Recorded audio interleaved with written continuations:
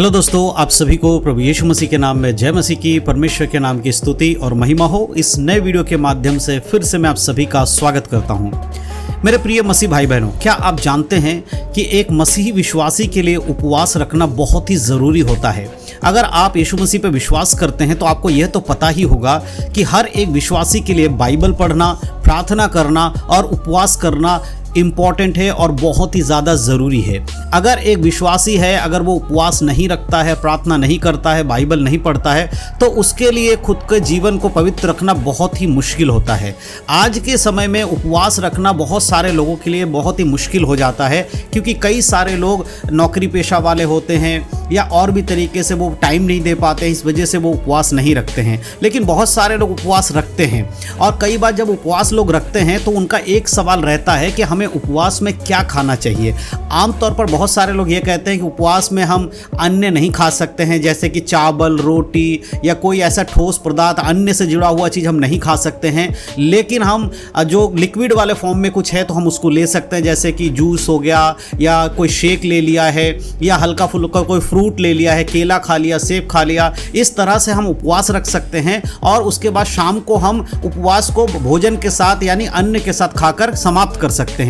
तो क्या यह बाइबल आधारित है? क्या बाइबल में इस प्रकार बताया जाता है कि अगर आप उपवास रखो तो आप इन चीजों का सेवन कर सकते हैं? तो आज के इस वीडियो को आप शुरू से लेकर आखिरी तक देखिएगा। मैं डिटेल में आपको बताऊंगा जो व्यक्ति उपवास रखता है उसके लिए क्या खाना सही रहता है और क्या खाना सही नहीं रहता है। एक एक करके सारे डिटेल मैं आपको देने वाला हूं। लेकिन सबसे पहले मैं आपको यह बात बता देना चाहता हूं कि हर एक विश्वासी जो यीशु मसीह पर विश्वास करता है उसके लिए उपवास रखना बहुत जरूरी है। अगर आप उपवास नहीं रख पाते, आपका समय नहीं होता है, तो कम से कम महीने में आप कुछ दिन निकालिए, 1-2 दिन निकालिए, समय निकालकर आप उपवास के संग बैठिए और परमेश्वर से प्रार्थना कीजिए ताकि आपके जीवन में आत्मिक उन्नति हो सके। अब हम बात करते हैं कि क्या खाना चाहिए कि नहीं खाना चाहिए। आमतौर पर आपने ये सुना जरूर होगा कि बहुत सारे लोग उपवास में चाय पी लेते हैं, कोल्ड ड्रिंक पी लेते हैं, जूस पी लेते हैं। इस तरह से लोग उपवास रखते हैं। कुछ लोग तो भोजन का जैसे फल फ्रूट खा लेते हैं, केला, संतरे, सेब या कोई भी जो फल है उसको खा लेते हैं। और कुछ लोग तो मिठाइयाँ भी खा लेते हैं कि भाई कोई बात नहीं, मिठाइयों में तो अन्न नहीं है, दूध है,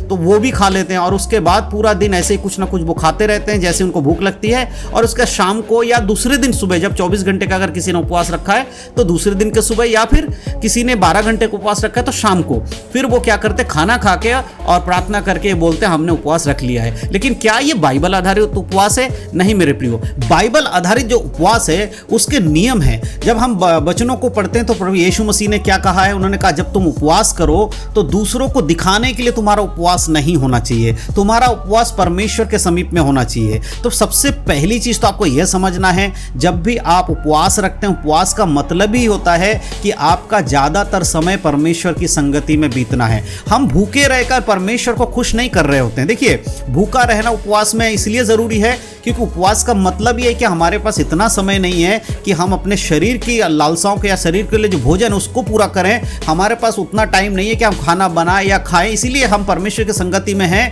इसलिए हम उपवास नहीं, मतलब उपवास करेंगे और कुछ खाएंगे ना, प्रभु के संगति में समय बिताएंगे। इस चीज को समझ लीजिए, भूखा रहना उपवास नहीं है, परंतु भूखे रहकर परमेश्वर की संगति में समय बिताना उपवास माना जाता है। लेकिन खाने के विषय में जब बात आती है तो बहुत सारे लोग लगातार भूखे नहीं रह पाते हैं और वो कुछ ना कुछ बीच में खा लेते हैं। ऐसे में कुछ जिन लोगों की तबीयत ठीक नहीं होती है, जैसे कोई शुगर के पेशेंट है या किसी और वजह से डॉक्टर ने उनको मना किया है कि लगातार भूखा नहीं रहना है, उन लोगों के लिए तो कुछ चीज़ों को खाने के लिए कोई प्रॉब्लम नहीं है क्योंकि शरीर उनका दिक्कत करेगा। लेकिन नॉर्मली उपवास में खाना पीना खाने के बिना ही उपवास को माना जाता है। लेकिन हमारा शरीर क्या है? पानी है, हमारे शरीर में बहुत इंपॉर्टेंट है। तो जब भी आप उपवास रखते हैं, उपवास के समय में अगर आपको प्रार्थना कर रहे हैं, वचन पढ़ रहे हैं और आपको थकान हो रहा है, नींद आ रही है, ऐसे में अगर आप थोड़ा पानी पी लेते हैं और उस समय थकान की वजह से या नींद जैसे झपकी आती है ना, बहुत सारे लोग लगातार बाइबल नहीं पढ़ पाते, प्रार्थना नहीं कर पाते हैं, उनको नींद आने लगती है। ऐसे में आप थोड़ा कॉफ़ी या चाय ले लें जिससे कि आपके शरीर में थोड़ी सी एनर्जी आ जाए, जिससे आप जग सके, या आपकी नींद हटाने के लिए कई लोग करते हैं। उस तरह से अगर हल्का फुल्का एक आध कप चाय पी लेते हैं तो कोई प्रॉब्लम नहीं है। लेकिन अगर आप ये कहेंगे नहीं जी हम अन्न नहीं खा सकते हैं, हम केला खा लेंगे, संतरे खा लेंगे, सेब खा खा लेंगे।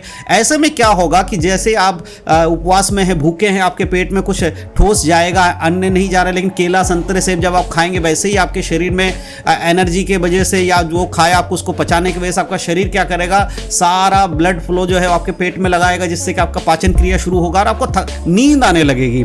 ये तो शारीरिक दिक्कत है, लेकिन ये उपवास नहीं है, क्योंकि आपने डाइटिंग किया है, आपने वो काम किया जो नॉर्मल दिनों में नहीं करते। सिंपल सी बात क्या है कि जब भी आप उपवास रखते हैं, आप हल्का फुल्का चाय, कॉफी या कोई ऐसे पानी वगैरह आप ले सकते हैं जिससे आपके शरीर में दिक्कत ना हो, आपको नींद ना आए, उस वजह से ले रहे हैं। लेकिन आप जूस पिएंगे, केला खाएंगे, संतरे सेब खाकर बोलेंगे मैं उपवास में हूं, ये उपवास नहीं है, डाइटिंग है। बाइबल इस तरह के उपवास के बारे में नहीं कहती है। और दूसरी एक चीज मैं यहां पर इंक्लूड करना चाहता हूं, बहुत सारे हमारे मसीह भाई बहन लोगों का हमारे वीडियोस के कमेंट में सवाल आता है कि अगर हम उपवास रखते हैं, कुछ भी खा नहीं रहे हैं, लेकिन जब हम उपवास खोल रहे हैं तब हम क्या खाएं? क्या हम दाल चावल खा के उपवास खोलें या फिर हम मीट मछली भी खाकर उपवास खोल सकते हैं? देखिए मेरे प्रियो, सबसे इंपॉर्टेंट चीज कि परमेश्वर के बाइबल में वचन में लिखा है कि हम मीट मछली खा सकते हैं, जिसे खाना है वो खाए, जिसे नहीं खाना वो ना खाए। तो इस तरह से शाकाहारी शाकाहारी रह सकता, मांसाहारी मांसाहारी रह सकता, किसी पे पाबंदी नहीं है, किसी पे कोई जबरदस्ती नहीं है। तो उस हिसाब से अगर आप उपवास में हैं तो आप अगर उपवास वाले दिन उपवास खोलने समय अगर आप मीट खा रहे हैं, मछली खा रहे हैं, क्या उससे बाइबल में कुछ दिक्कत है? कोई प्रॉब्लम नहीं है। परमेश्वर ऐसा नहीं कहता कि आप एक दिन मीट मछली खा रहे हो, दूसरे दिन आप उपवास में हो तो पवित्र बन जाओगे नहीं खाने से, ऐसा नहीं है। अगर नहीं खाना है तो किसी भी दिन मत खाओ, और खाना है तो हर एक दिन खाओ। तो उपवास खोलते समय में भी अगर आप मीट मछली खा रहे हो तो भी कोई प्रॉब्लम नहीं है, और अगर आप नहीं खाना चाहते हैं तो जबरदस्ती नहीं खाना है, आपकी मर्जी है। लेकिन मेरे से अगर आप पूछोगे तो मैं एक सलाह आपको दूंगा कि जब भी आप उपवास रखते हैं, एक दिन का उपवास अगर कोई रख रहा है तो कोई दिक्कत नहीं है। मान लीजिए किसी ने 3 दिन का, किसी ने 7 दिन का, किसी ने 21 या किसी ने 40 दिन का उपवास रखा है, और उसके बाद अगर वो भोजन कर रहा है तो ऐसे में उस व्यक्ति को सादा खाना ही खाना चाहिए। दाल चावल या हल्का रोटी या दूध वगैरह से ही उपवास खोले, क्योंकि जब आप लगातार कई दिनों तक उपवास में रहते हैं तो आपके बॉडी के अंदर बहुत सारी चीज़ें चेंजेस होती हैं, और एकदम अगर आप मसाला, मीट, ये सब चीज़ें ठोस खा लेंगे, बहुत हार्ड खा लेंगे, तो आपके पेट में दिक्कतें हो सकती हैं, प्रॉब्लम्स हो सकती हैं। इसीलिए उन सारी चीज़ों को ना हो, इसलिए आप सादा खाना खाएं, उपवास खोलते समय दाल चावल खाएं, सादा खाना खाएं तो बहुत अच्छा है। लेकिन अगर आपका शरीर इतना मजबूत है कि आपको कोई फर्क नहीं पड़ता है तो फिर आप मीट मछली खाएं, कोई दिक्कत नहीं है। तो कुल मिलाकर बात यही, उपवास के समय में, उपवास का मतलब होता है भूखे रहकर परमेश्वर की संगति में समय बिताना। खा पी कर समय बिता रहे हैं और फिर पेट भर ले रहे हैं फल फ्रूट खाकर, तो और खुद को कह रहा हम उपवासी है, तो फिर ये परमेश्वर को धोखा देने वाली बात है, जो कि आप कर नहीं सकते।